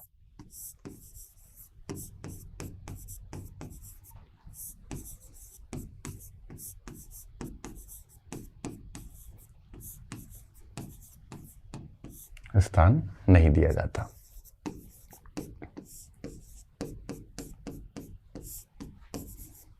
इतिहासकार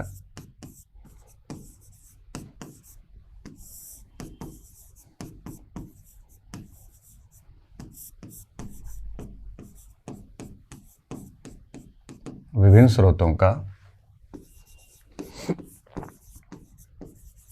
अध्ययन कर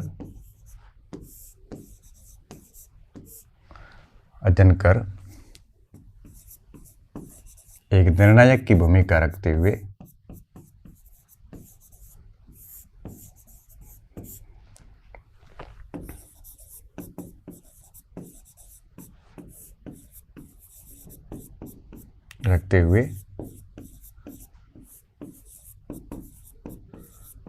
इतिहास का पुनर्निर्माण करता है।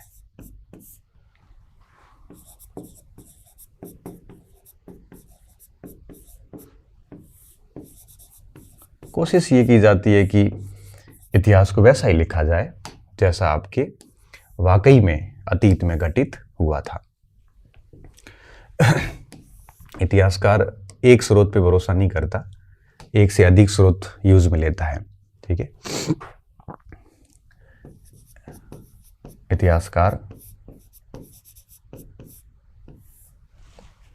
इतिहासकार यहाँ पे आप ये समझ लेना कि केवल अकेला नहीं होता।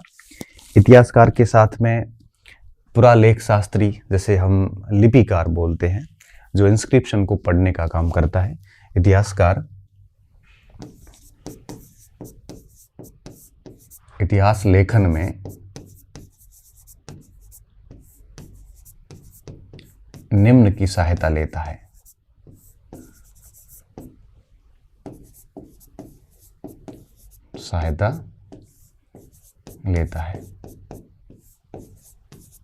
ठीक है, क्योंकि अकेला कुछ नहीं कर पाता, उसको विज्ञान की भी जरूरत होती है, उसको लिपिकार की भी जरूरत होती है जो लिपियों को पढ़ सकने में समर्थ हो।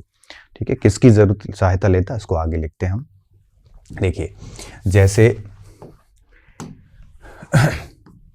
अब देखो, पुरालेख शास्त्री होते हैं। पुरालेख शास्त्री कौन होते हैं? जो प्राचीन अभिलेखों का अध्ययन करते हैं।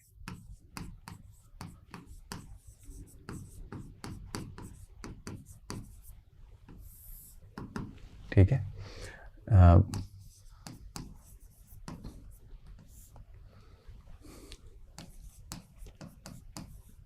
अभिलेखों का अध्ययन।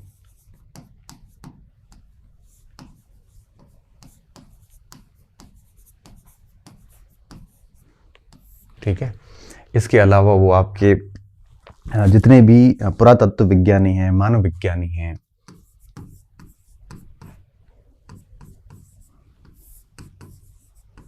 ये पुरातात्विक स्रोतों का अध्ययन करते हैं। मानव विज्ञानी एंथ्रोपोलॉजिस्ट, इसके बारे में पहले भी बता दिया है। विज्ञानी विज्ञान का सहारा लेते हैं।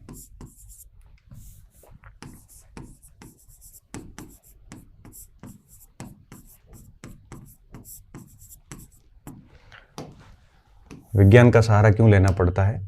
विज्ञान का सहारा इसलिए लेना पड़ता है कि जब भी समय की गणना करनी हो कार्बन डेटिंग पद्धति से, कि कौन सा कंकाल तंत्र कितना पुराना है, जलवायु का अध्ययन करना हो कि उस समय किस प्रकार की जलवायु थी। आता ना कई बार कि अमलानंद घोष ने कहा कि सिंधु घाटी सभ्यता में लंबे समय तक आपके अकाल पड़ा था। तो ये जलवायु का अध्ययन विज्ञान के सहारे ही होता है। ठीक है, आनुवांशिकी का अध्ययन।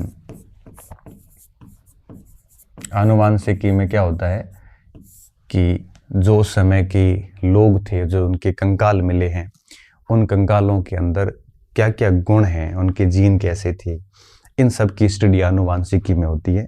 तो ये सारी जो आपकी आनुवांशिकता वगैरह है, इनको इनका यूज़ किया जाता है विज्ञान के सहारे। इसके अलावा आपके साहित्य और भाषाविद भी लिए जाते हैं ताकि पुराने लेखों को पढ़ सके। इन सब की सहायता से इतिहासकार जो है वो इतिहास लिखने का काम करता है, और इतिहास लिखने के लिए वो विभिन्न स्रोतों का प्रयोग करता है। वो ये सारे स्रोत थे।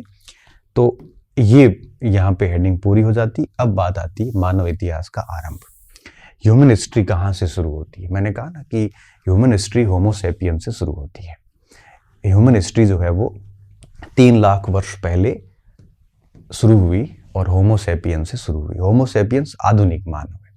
इससे पहले निएंडरथल थे। निएंडरथल से पहले आपके होमो इरेक्टस थे। होमो इरेक्टस से पहले होमो हैबिट्स थे। होमो हैबिट्स से पहले आपके ऑस्ट्रोपिथेकस थे। मतलब ये मनुष्य की विकास की यात्रा है।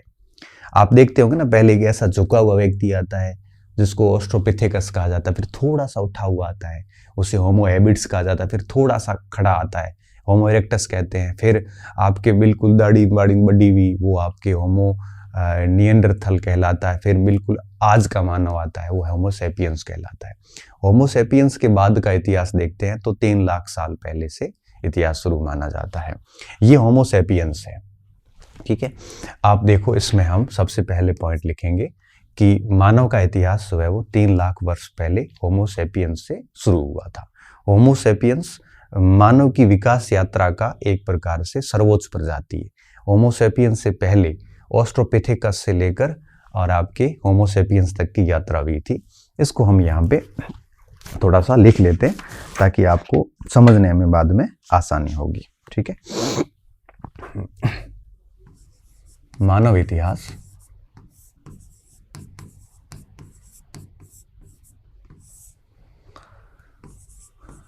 तीन लाख वर्ष पहले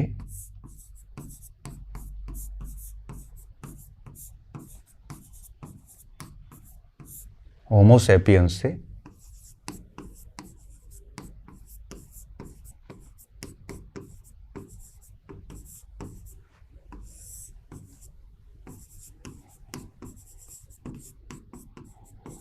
आधुनिक व विकसित मानव, इसको कह सकते हो आप।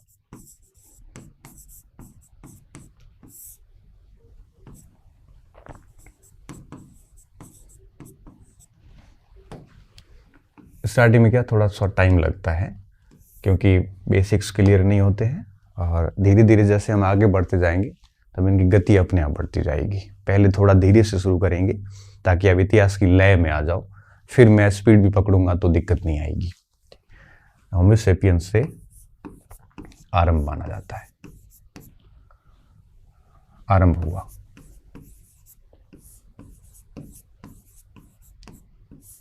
ठीक है, मानव विकास यात्रा में या मानव विकास की यात्रा, मानव के विकास की यात्रा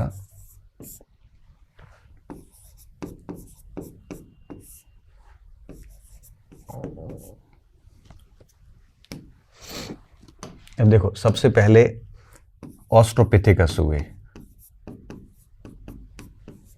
एक क्रम पूछ सकते हैं। ऑस्ट्रोपिथेकस के बाद में होमो हैबिट्स आए।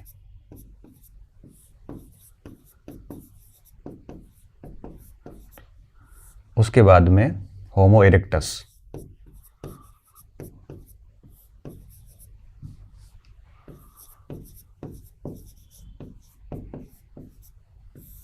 उसके बाद में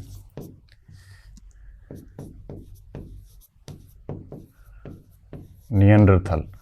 और निएंडरथल तो आप यूं समझ सकते हो कि बिल्कुल होमो सेपियंस का ही रूप था। और लास्ट में होमो सेपियंस। ये मानव की विकास यात्रा है। इसको आप क्रम से प्रश्न पूछते हैं इसमें, ये मानव की विकास यात्रा, इसको आप समझना। ये आधुनिकता की ओर आप लिख सकते हो।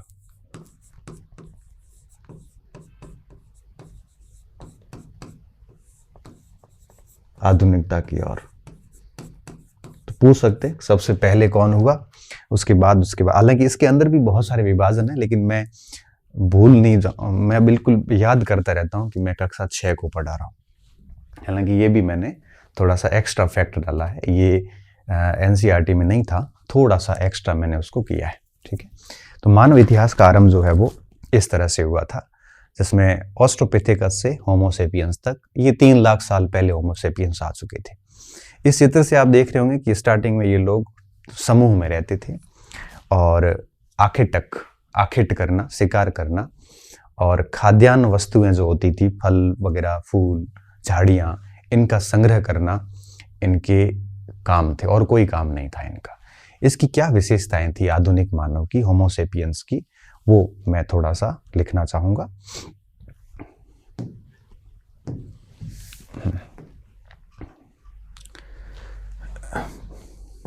अब देखिए, ये तो बात आपको समझ में आ गई मानव इतिहास की। अब हम लिखते हैं कि आदि मानव की विशेषताएं क्या थी। इसी क्लास में अपन टॉपिक पूरा कर देते हैं, है ना, डबल पार्ट अब नहीं करेंगे।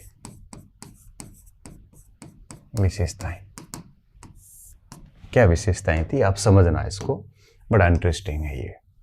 आदि मानव जो था, होमोसेपियंस, स्टार्टिंग में पहली विशेषता ये थी कि समूह में रहते थे और समूह में रहने के कारण ये लोग आपकी सामूहिकता की भावना रखते थे। आखेट करना और खाद्यान्न को संग्रह करके रखना इनकी मेन कार्य यही थे। ठीक है, तो सबसे पहला काम हम क्या लिखेंगे कि ये समूह में रहते थे।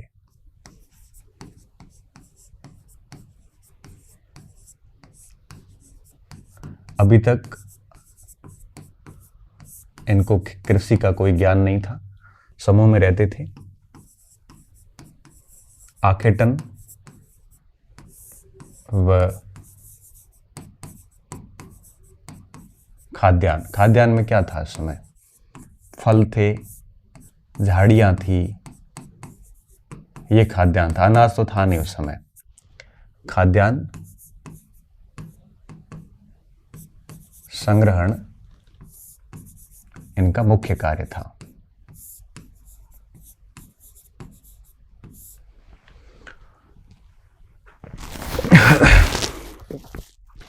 ठीक है, मुख्य कार्य था।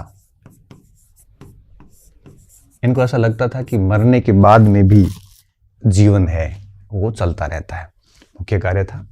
मरणोपरांत जीवन की भी धारणा इनके मस्तिष्क में थी।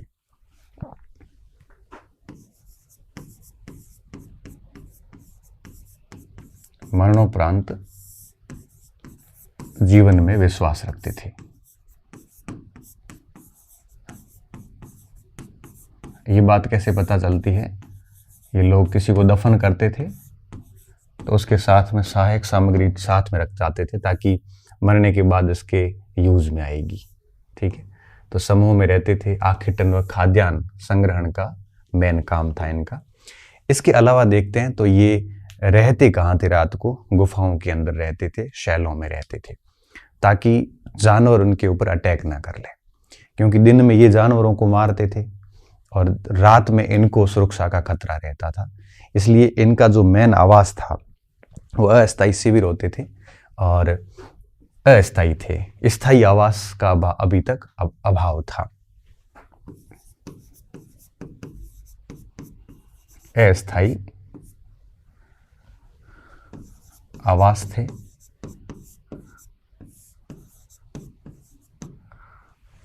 गुफाओं में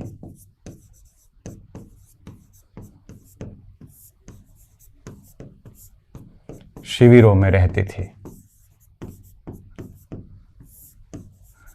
और जैसे ही उस क्षेत्र की वनस्पति वगैरह खाद्यान्न का यूज कर लेते थे, तब ये यहाँ से निकलकर किसी अन्य स्थान पे चले जाते थे और कोई नया जो है वो स्थान है वो आपके बना लेते थे। ठीक है, और पत्थर के उपकरण मोस्टली यूज किए जाते थे। पत्थर के उपकरण थे और कालांतर में धातु का उपयोग सीख गए थे। कालांतर में धातु, और धातु में सबसे पहले ताम्र धातु, सर्वप्रथम कौन सी धातु यूज की? ताम्र। कालांतर में धातु का उपयोग करने लगे। शुरुआत में पत्थर का, इसलिए पाषाण काल कहलाता था। ये धातु का उपयोग करते थे।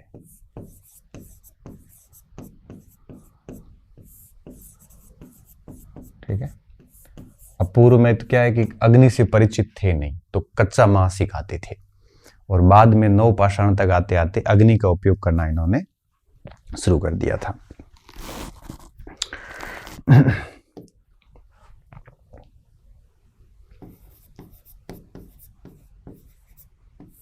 आरंभ में कच्चा मांस खाते थे, जानवर के पीछे भागते थे, जानवर थक के गिर जाता था, तब पत्थर से वार करके उसको मारते थे और उसका मांस खाते थे। अग्नि का आविष्कार था नहीं, तो मांस पकाने की कोई व्यवस्था नहीं थी, करते थे। ठीक है। बाद के कालों में नवपाषाण वगैरह में, इसको अपन आगे डिटेल में पढ़ेंगे, क्योंकि आगे की कक्षाओं में पाषाण काल बहुत विस्तृत रूप से आएगा। अभी तो खाली नॉर्मल सट्टी के हिसाब से। बाद के कालों में अग्नि का आविष्कार हुआ।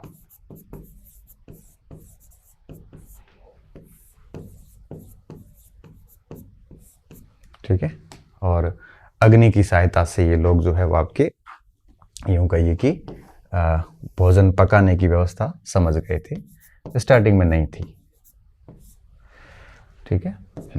ये आदि मानव की कुछ विशेषताएं थी। अब देखिए, हम अंतिम हेडिंग पे आ गए हैं और मैं चाहता हूं कि ये पूरा करके जाएं आज। पहली उपज। पहली उपज का मतलब है कि खेती करना इन्होंने कब शुरू किया। ठीक है। देखिए, मनुष्य स्टार्टिंग में अस्थायी आवास था इसका। कृषि, पशुपालन, मृद भांड, इनसे समझता नहीं था, क्योंकि ये सारी चीजें एक दूसरे से जुड़ी हुई है।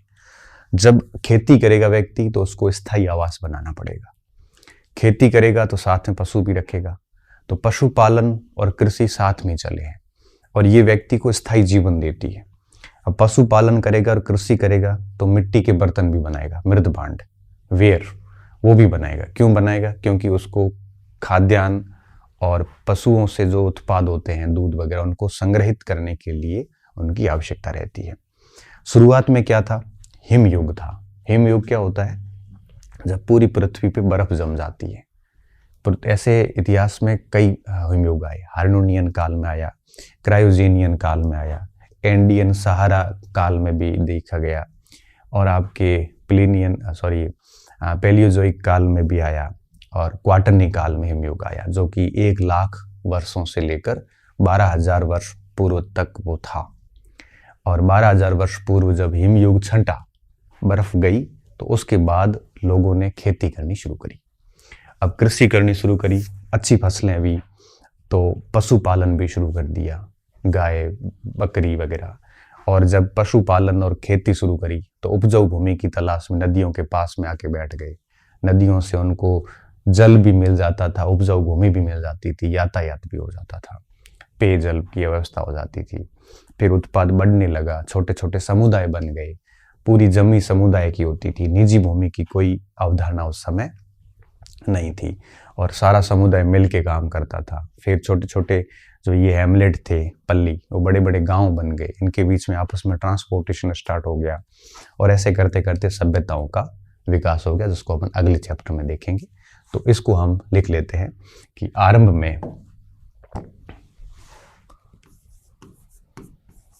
में आइस एज 1 लाख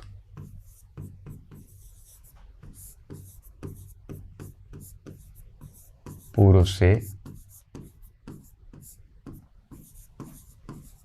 12,000 वर्ष तक हिमयुग रहा, जिसमें पूरी पृथ्वी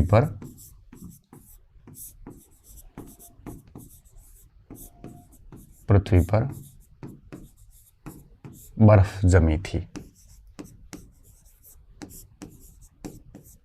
ठीक है।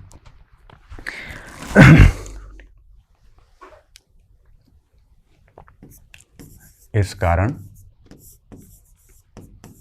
कृषि संभव नहीं थी।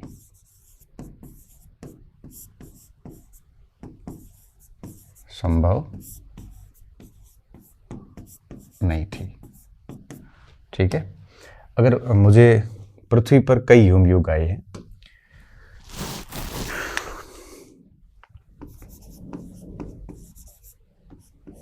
पृथ्वी पर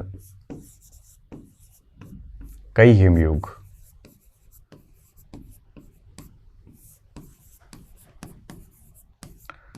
अब ये यहाँ पे मैं डिटेल से नहीं बता सकता हिमयुग के कारण वगैरह, फिर भूगोल आ जाएगी। इतना समझ लीजिए पूरी पृथ्वी पर बर्फ आ जाता है।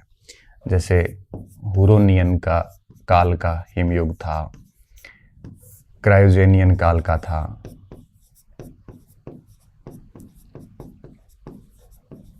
और एंडियन सहारा का था,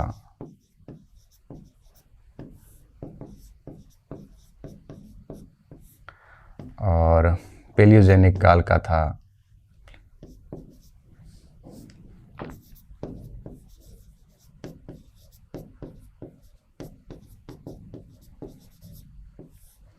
अभी क्वार्टरनी का था।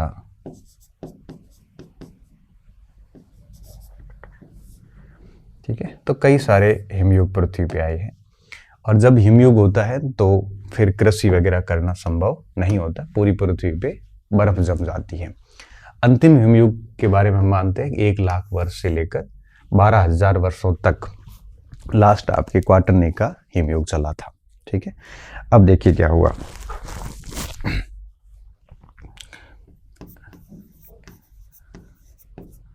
हिमयुग के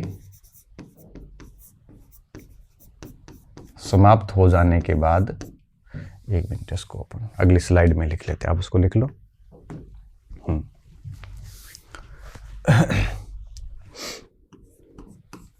हिमयुग के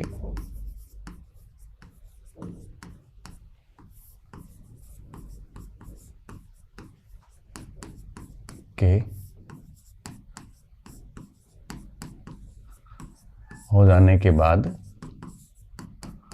मानव जीवन में कई परिवर्तन आए।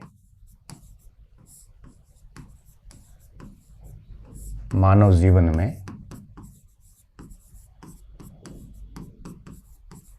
कई परिवर्तन आए। क्या परिवर्तन आए देखिए आप, हम पॉइंट टू पॉइंट समझते हैं इसको। ठीक है। सबसे पहला परिवर्तन क्या आया कि मानव ने कृषि शुरू करी।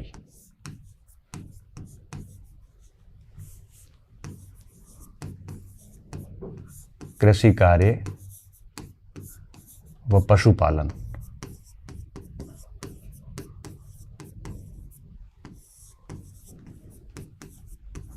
आरंभ किया। ठीक है। अब देखिए पशुपालन और कृषि तभी शुरू हुआ जब आपके मनुष्य ने यूं कहिए कि खेती करनी शुरू करी, मतलब हिमयुग खत्म हुआ। इसके बाद क्या हुआ, कृषि और पशुपालन के बाद में स्थायी जीवन शुरू हुआ। मानव का स्थायी जीवन शुरू हुआ।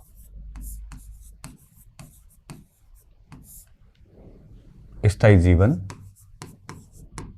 आरंभ हुआ। घर बनाए गए, घर बनाए, मृदभांड बनाए गए, मतलब मिट्टी के बर्तन बनाए गए।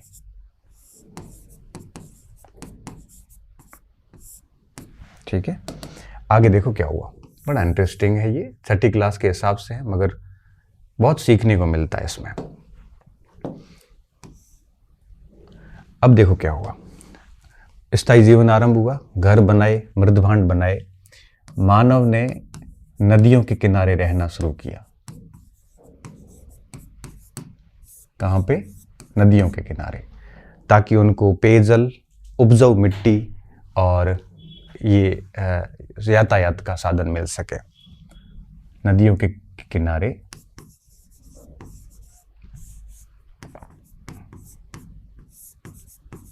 रहना आरंभ करता है।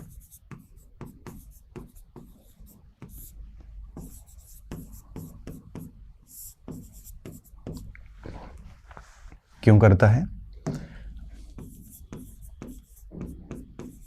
उपजाऊ भूमि मिलती है, पेयजल,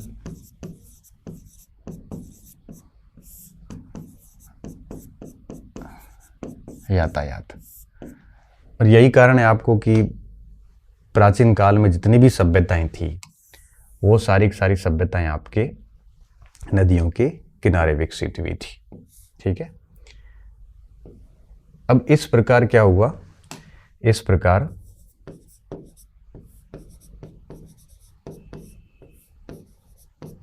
मानव बस्तियां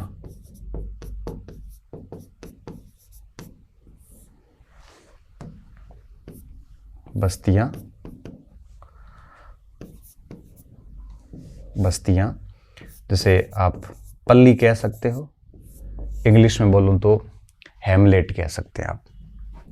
बस्तियां बसने लगी। समुदायों का विकास हुआ। समुदायों का विकास हुआ। ठीक है, आगे देखिए। अब इससे क्या होगा? एक ही पॉइंट से सारा चीजें अब आपके क्लियर हो जाएगी। ठीक है। इस समय खास बात क्या थी? जितनी भी जमीन थी ये सारी समुदाय की जमीन थी। निजी भूमि का कोई उस समय कंसेप्ट नहीं था। संपूर्ण भूमि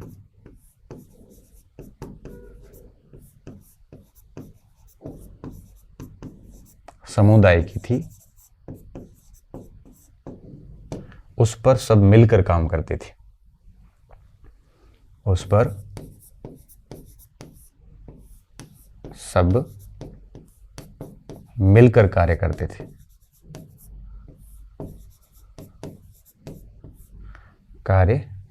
थे।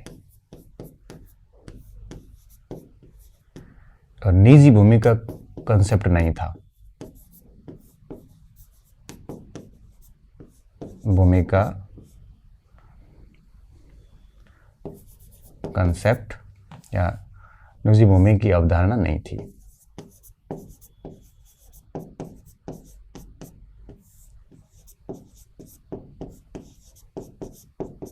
ठीक है।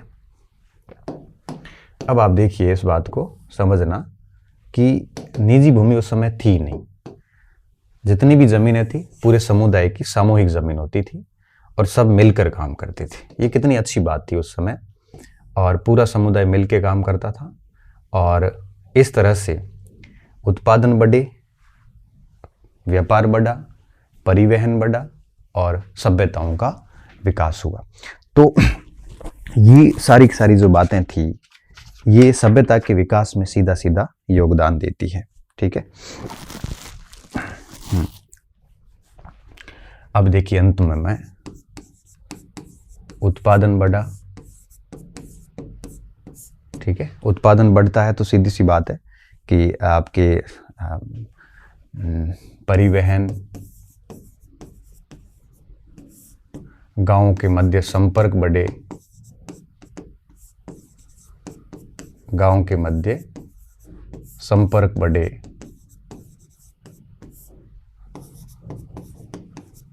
और जैसे ही परिवहन बढ़ा, गांव के मध्य संपर्क बढ़े, गांव का आकार बढ़ा,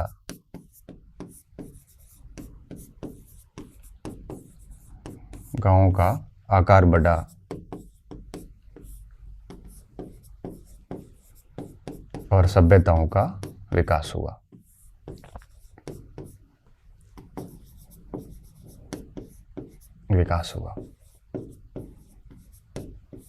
ठीक है। तो ये सारी की सारी जो बातें थी ये हमें इसमें समझनी है पहली उपज वाले पॉइंट में, ठीक है।